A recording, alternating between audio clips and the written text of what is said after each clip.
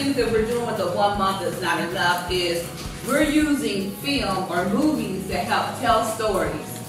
Then we'll bring in a speaker or we'll bring in a panel to have a discussion. Talk about what current events are happening and how that might have an impact of what's going on when we talk about our history. And the fact that we are still continuing to make history, right? That we continue to break glass ceilings. Black history. Black history. Black history. Black history. I tell people all the time, like, you don't have to want to love or stay in Indiana forever and ever. Like I do, obviously love this place. But while you're here, you can make the most of it, leave a legacy, get back to it. And that's definitely what Madam P.J. Walker did. I think it's really important to learn that at a young age because it most definitely sticks with you the whole time. People might think you're too young to learn about stuff like that.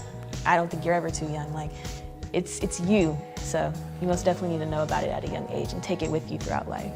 Watching the movies, knowing that I have the ability to learn more about it makes me want to learn more about my culture and everything. I feel like seeing them face it and go through it and then thrive and survive that stuff is very important. Like knowing not, like when to give up. Yeah, exactly. Pushing yourself through. Perseverance. I feel like we're just like, overall, like the only time we'd be represented is during Black History Month. And it's kind of sad, low-key, because like, I don't know, it's just. First of all, we have the shortest month. We have 28 days. So it's like, you're not dedicating every day to teaching your students about Black history. So it's important that we just integrate Black history in the culture and just teaching it all throughout the year, all throughout school. Because when we go to school, we're learning about different cultures. We're learning about Asian Americans, like all that type of stuff. So it's important that we don't just, like, yes, you do have a month to celebrate you, but it's also important that you put that in the curriculum throughout time because students, they need to know more about Black history than just 1 month. Duncan Scheit took most of these photos. He took 6 of the 8 of them. But you have David Young, Jimmy Coe, David Baker. He essentially started the jazz program at IU Bloomington. We've got J.J. Johnson, Slide Hampton, Freddie Hubbard, okay?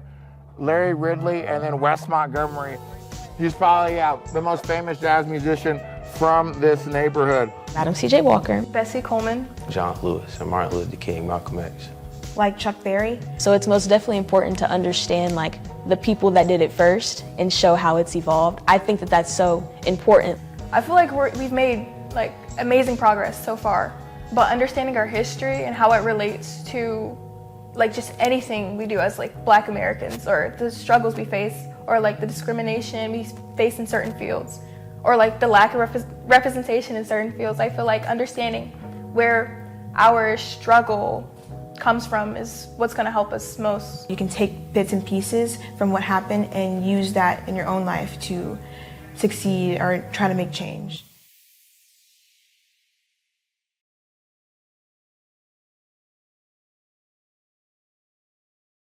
Hello, my name is Barbara Boyd. I'm from Evanston, Illinois. Came to Indianapolis in 1961 with my husband, Ted Boyd, who was executive director of the Y in Evanston, the colored Y. He came back here at the behest of one of his teachers who was retiring and wanted him to come here. And so this has been our home since 1961. I got to tell you that Indianapolis has been very good to Barbara Boyd.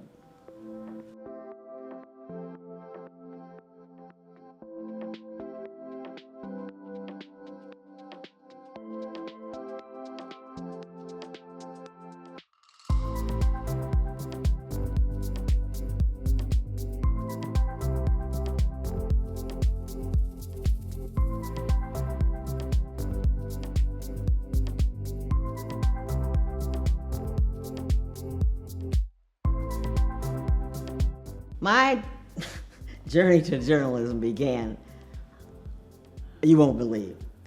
I worked at Head Start in 1965. Matter of fact, I helped to open the Head Start program because I was the secretary to the director. So a call came in one day from Channel 6 News. They were doing a documentary on Indianapolis and wanted to interview the teacher in their classroom. So they called, okay, fine. 3 days later, call came in again. This time they want to interview a teacher. I said, the nature of the call. Well, he says, we're looking for African-American women to audition for television. Now this is, you're gonna believe this. And I very jokingly said, well, honey, if you're looking for a star, here I am. I'm joking. He said, well, you wanna try out?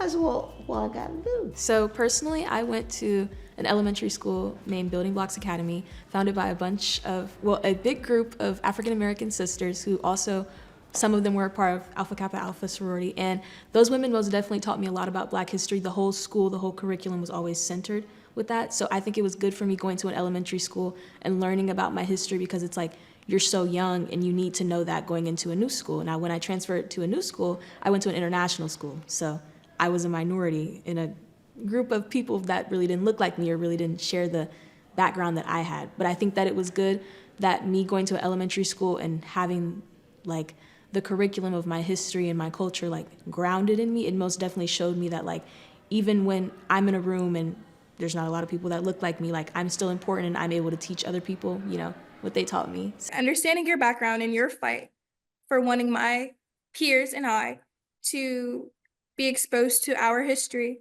what steps do you think me and my peers should take to expose ourselves? Well, one should understand the significance and why it is necessary to have knowledge of self, and how far back do you go to receive that. If you take a plant and pull it up from the ground, the plant will die.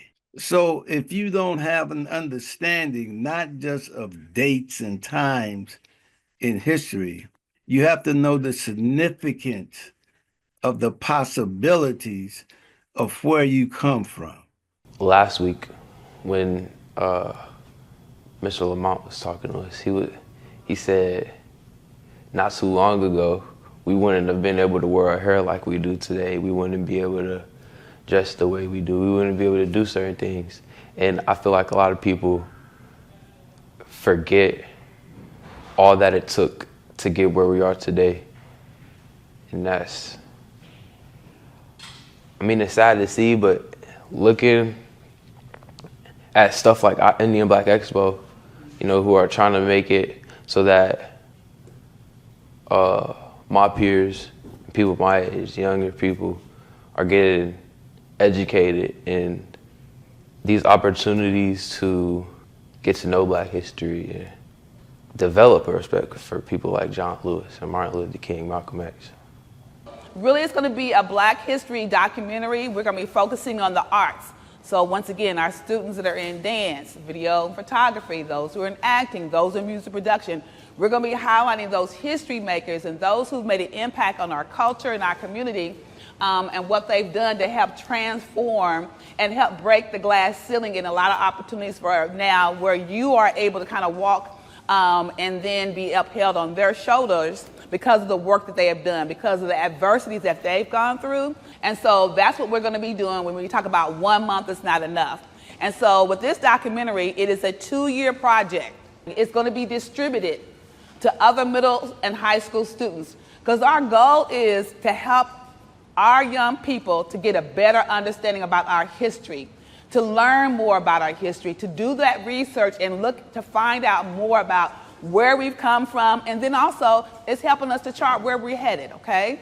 Well, my name's Samson. I started doing these tours on Indiana Avenue in June of 2020, but recently I've been using some different maps to kind of tell the story of the avenue and the neighborhood and what happened to it. Because I'm going to talk about all the rich history that was here today, but also you're kind of going to start to wonder, like, okay, where did all this go and how did this happen? We'll be able to see some evidence of that. So by the 1890s, this is a vibrant community, right? Talking about the entertainers, entrepreneurs, politicians, and working people that turned this neighborhood to a thriving, widely known neighborhood of theaters, jazz clubs, stores, offices, and residences. So yeah, you got Lockfield Gardens straight up that way. Ransom Place is up that way as well, and we get to that on a 2-hour tour, but not quite today. But I want to give you this look of Walker Theater in 1950, because I want you to understand that it was much more than just, where is it out here? It was much more than just a theater, okay? You see the drugstore on the bottom. There'd often be like, maybe that's a record store or dry cleaners. All of these were open and operating, all right? You can still see the clock on top of the building here. The 500 block of Indiana Avenue had so much more stuff. Like as we're walking this way, you'll notice even,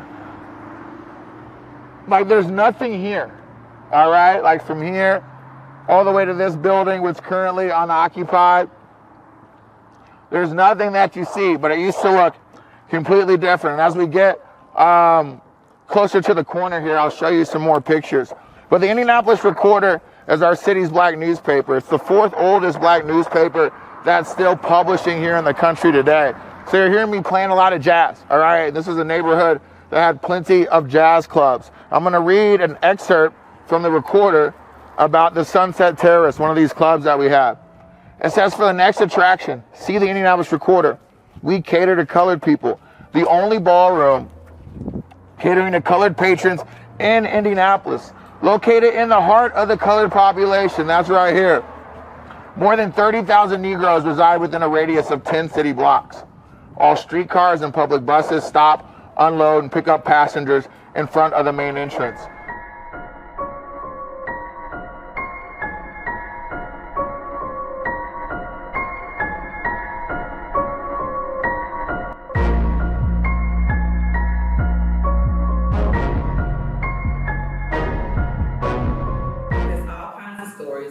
Talk about the origins of Black history in regards to hip hop. We're gonna play some old school videos, but then we're also gonna bring it back to current day videos. And then we also have a guest that is a rapper, producer, and DJ also, am I correct? Nope, he said, nope, that's not on my resume. But Skip is gonna be sharing with us and giving things from his perspective. And then we're just going to dive into some different shorts and kind of talk about, once again, the origins of Black history as it relates to hip hop, all right? What up, world? I go by the name of Skip. You know, that's spelled S-K-Y-P-P. Welcome. Come on in, kick off your shoes. It's a beautiful day in the trenches. Loud bows and prescriptions. They banging my line. I'm doing fine. Born and raised in Indianapolis, Indiana. I'm a record producer, I'm a songwriter, artist, you know, recording engineer, videographer. I dive into a lot of things as an independent artist, so I'm very informed about the music industry. Then I moved to the Far East Side. I lived on Post all throughout high school. I went to Warren Central. I worked at Warren Central for a little bit. Now I work at Indiana Math and Science Academy, man, and I've been doing music for forever, you know, and I started music because just like the rest of the people in my neighborhood, we ain't really communicate a lot. My mama ain't talk to me. Like she'd really just whoop me before she talked to me, for real. That was her way of like telling me, hey, you doing something wrong, she'd whoop me. We didn't talk. So I needed a stage to express myself.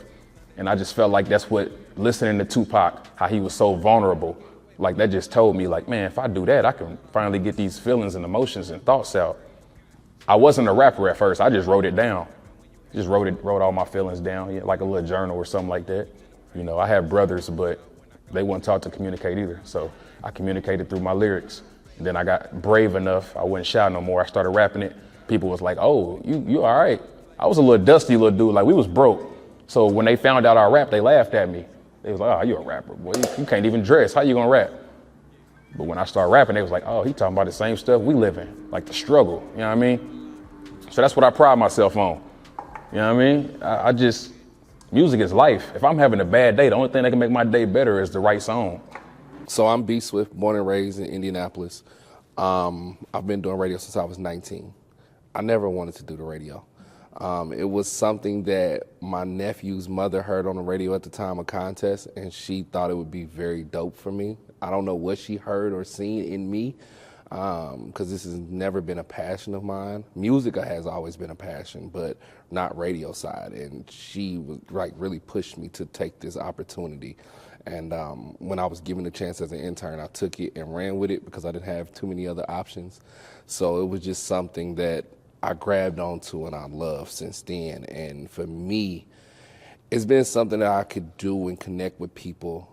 As an introvert, it's very difficult. But it's been fun because it brings a side of me that I didn't know that was really inside. So I've had fun, been able to connect with those from the age of 0 to 100 with their favorite music or just been a part of some of their favorite activities. So it's very important to understand that where we are at today in America is history after we were enslaved, which is a great and mighty history. But if one doesn't understand before enslavement, where did you come from? What did you accomplish? What contributions did you make to the world? One does not have a full knowledge of who they are. What do I know about sharing our Black history? You know, when I was coming up, I'm from Evanston, Illinois. Granted, there was a lot of segregation there, but I guess it was sort of like you sort of got accustomed to it. I didn't really have any problems. I knew things were going on. For instance, we could not join the riding club.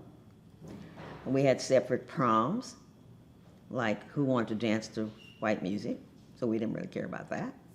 We had a separate YMCA. My husband was executive director of the Colored Y. And each Y has a room where kids go, you know, on Friday nights to dance or whatever.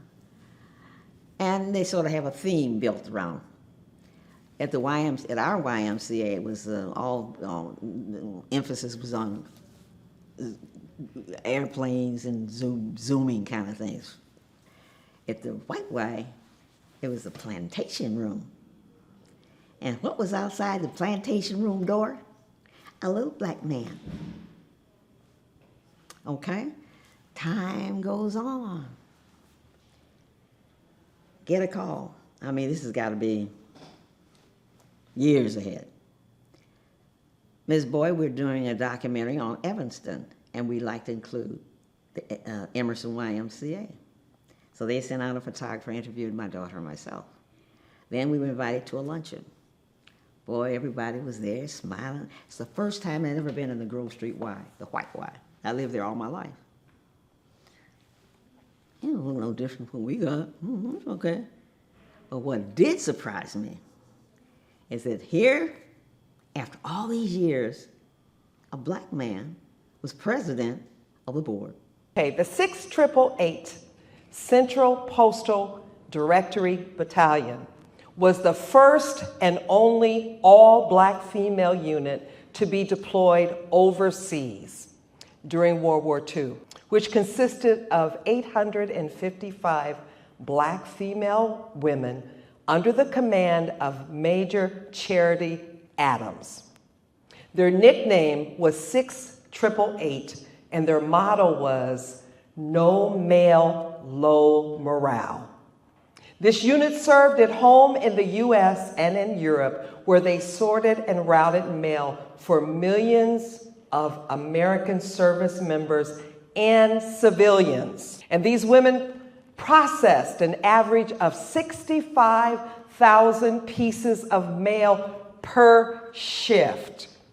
65,000 pieces of mail per shift. On March the 15th, in 2015, the U.S. Army Women's Foundation inducted the 6888 Central Post Directory Battalion into the Army Women's Hall of Fame. My aunt's name is listed by the state that she's from, Illinois, right over took us about an hour and 15 minutes to get here. So that's where she was born, where I'm from, Danville, Illinois. So her name is listed on there, and it just brings tears to my eyes. This even right here was an old black church. These used to be long stained glass windows, okay, until they repurposed the building. There used to be restaurants here on Indiana Avenue, and some of these were listed in the Green Book, and I'll show you some of those. We'll pull out the Green Books when we get back into the Kurt Vonnegut Museum and Library. See, look, this is 510 Indiana Avenue. Now it's just like a condo right here. It'd be nice to live in, though. And then they used to have these huge meetings here called the monster meetings. You'd have speakers like Martin Luther King or Eleanor Roosevelt coming here, George Washington Carver, Thurgood Marshall, W.E.B. Du Bois, all coming to Indianapolis to speak as part of this series. And so, so I say a lot of the history that's here we don't even get to see because it's no longer standing. They eventually kind of moved this to the Fall Creek Y. They knocked that one down. Now, if anybody goes to the Ortho Indy Foundation Y, they kind of call that like the legacy of that YMCA here in Indianapolis. I think for me, it's not a specific artist. It's the industry for sure, because this is an industry I grew up in with my family. My father is a guitar player. He's played in groups such as The Deal and After Seven. I have an uncle who's played with LL Cool J, Brandy, Monica, you name it. I have another uncle who's a drummer, and he's played with people. So I think for me, those are my influences and the reasons that I like this place in this industry. You know what I mean? It's like a family tree for me to continue the legacy I've watched growing up. Lenny White is a Chicago-born photographer. I started photography in 1969 or 70, in my senior year of high school. In 1975, I moved to San Francisco and Oakland, which is where I really started getting into my photography. I got connected with a cultural center called the Rainbow Sign, and they brought in actors, artists, poets, musicians, so I became their official photographer. In 1983, I went back to Chicago, and I ended up walking away from photography for 17 years. I ended up buying my brother-in-law's janitorial and carpet cleaning business, put the photography down completely. I didn't get back into photography until I moved here to Indianapolis in 2006. Out of boredom, I bought my first digital camera, and shortly after that, I hooked up with a photographer, Indianapolis photographer, William Pry. So I've been with him ever since, well, Pry Photography Studio. Photography, images, period, videography, photography, it's real important right now because there's a great effort to not project our truth. They're pushing forward stereotypes that are not positive. They're destructive, actually. It's important that we tell our truth, that images that we put out there on social media are true and accurate, not stereotypes, not glorifying our destruction, but how smart, intelligent, and wonderful we are. That's very important. There's a move going on now that's trying to whitewash our histories. Some politicians have made the statement that slavery was beneficial to black people, and that couldn't be further from the truth. So it's important that we tell our own story. I'm basically an event photographer, so I capture events all around the city. I've done work for like the Urban League, United Negro College Fund, different corporations, their conventions, fashion shows, Midwest Fashion Show, Patchville Fashion Show, Indie Black Expo Fashion Show. The images that I take, I try to make them positive and uplifting. The other experience that I had, which was positive and really helped my worldview, is in 2016, I went to Ethiopia. First time going out of the country, period. I went by myself, didn't know anyone personally, so I cultivated friendships with models, designers, and photographers there. So I went there for the first time in 2016. I was there for 13 days and had a wonderful time. I've been there a total of 3 times, and the experience just really changed my outlook on my photography, on humanity, the whole 9 yards. My journey with Emmett Till started when I was 10 years old. I grew up in Baton Rouge, Louisiana. I was in my parents' study. And I came across an old Jet magazine that they kept over the years. There I was in the study, opening the pages of this magazine. I come across a photograph of Emmett Till, sort of a mirror image of myself at that time. And then on the other side of the page, there's this horrific face of this monster, and I could not wrap my head around what I was actually looking at. And so it just so happened while I'm looking at this photograph, My parents were walking by the study and my mom looked in on me and she saw me with my mouth wide. And she walks in and she looks over my shoulder and she discovers that I found that photograph of Emmett Till. So right then and there, she called my father in, and they both looked at each other and said, it's time to tell him the story. But throughout my life, the name kept resurfacing. When I got into high school, I was interracially dating, and the first thing my parents would tell me before I left the house at night was, don't let what happened to Emmett Till happen to you. Hi, I am Coleman Reynolds. I'm 15 years old and I go to Lawrence North High School, and I have a few questions for you about what it's like being a black filmmaker. Wow, that's a very interesting question that I don't normally get all the time, because I don't consider myself as a filmmaker. I consider myself as an unintentional filmmaker. Filmmaking is my activism tool. It's my way of being able to speak about things that are important for the community by way of film. And it's because of the death of Emmett Till, the lynching of Emmett Till, and that horrific photograph that actually sparked generations of people and sparked the civil rights movement in a sense. I wanted to use the same medium when I tell my stories, because nothing hits you more than a visual. I believe that no more should we have to rely on our leadership and our community to talk about atrocity. Nothing hits you more than a visual.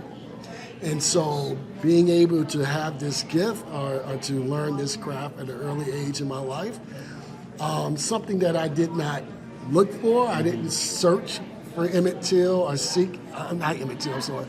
I did not search or seek for filmmaking. Filmmaking actually found me. And, being in a position to be able to tell these stories, untold stories, and make an impact, is just an amazing experience, and it's a blessing in disguise. What was it like transitioning from wanting to be an attorney to wanting to be a filmmaker? Like, what was that transition like? Well, again, COVID, it's amazing how one set themselves out on a journey, and you think you're gonna do a specific thing, and something happens, and your direction changes, and you become something else. And that's basically what happened to me. My parents allowed me to grow as an individual, didn't put pressure on me in any way in the things that they would have liked for me to see me do. But gradually, I was able to find my calling early in life, and that is to speak for the voiceless and those who have been the unheard, I should say. And filmmaking has allowed me to provide a platform to amplify those voices. Wow, that is great. Thank you for letting me interview you. Thank you for this film. Thank you for everything. Well, thank you for the work that you're doing. Well, my name is Rollin Smith. I am the current president and CEO of IBE Dance Company here in Indianapolis, Indiana. Today I got the opportunity to talk with the Indianapolis Black Exposed Performing Arts Academy, and we watched the Misty Copeland documentary, and we gleaned a lot of information from that experience.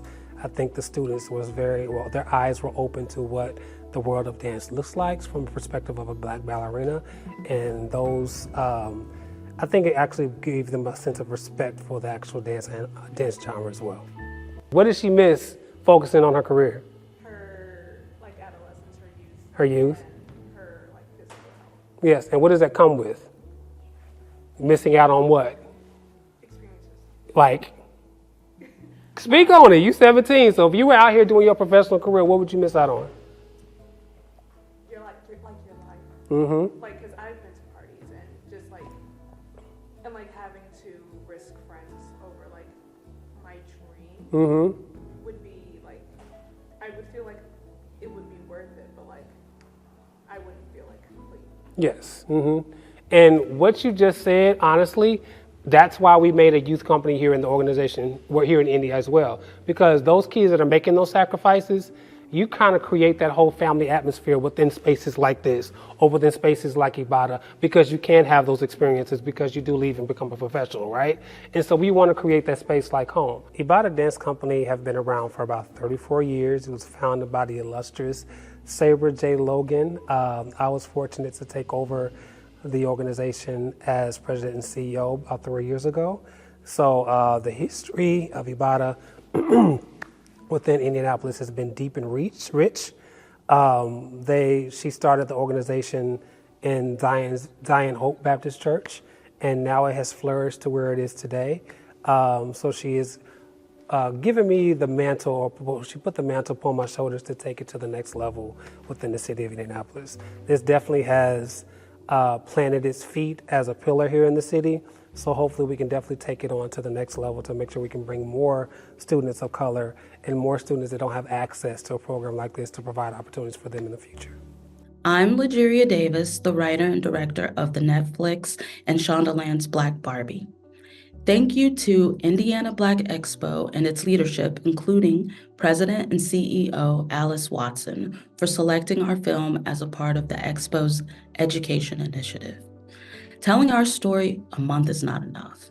The Expo's focus on creating a space where our authentic stories can continue to be told is critically important to our community, culture, and society. If you don't know about what has happened in the past, then you won't know what to do about it in the future, and it'll just end up being in a loop and it'll resort back to how it used to be. You talk about it. You make it work. Well, she can do it, I can do it. Yeah, it's the history. But if you don't have a knowledge of yourself and the understanding of who you are, then it becomes somewhat impossible to appreciate those that came before you and what they have accomplished. Education. Overall, we Yeah. just need to, or else we're gonna be put in the place that we were trying to get out of, for the past, 4 centuries, 400 years, so. It's up to us to keep pushing. Push. Because we are the next wave, you know what I mean? We are the people that need to pave the way for our grandchildren and the next generations. And if we aren't educated on what's happening and what happened, we won't be able to do that.